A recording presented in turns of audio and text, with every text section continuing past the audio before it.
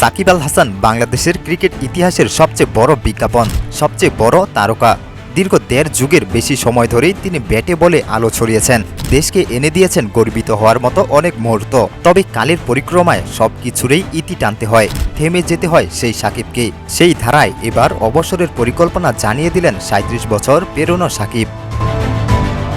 আন্তর্জাতিক ক্রিকেটে সব মিলিয়ে ৭ বার বিরাট কোহলিকে আউট করেছেন বাংলাদেশের অলরাউন্ডার সাকিব আল হাসান, যা এশীয় বোলারদের মধ্যে সর্বোচ্চ। সাকিব কোহলিকে টেস্টে ২ বার এবং ওয়ানডেতে ৫ বার এ পর্যন্ত আউট করেছেন।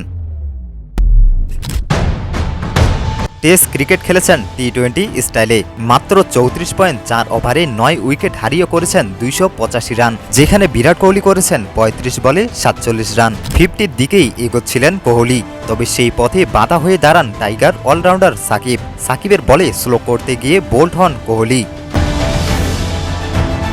ম্যাচ শেষে দুই দলের ক্রিকেটাররা মাঠের মধ্যে অপেক্ষা করেছিলেন পুরস্কার বিতরণী অনুষ্ঠানের জন্য।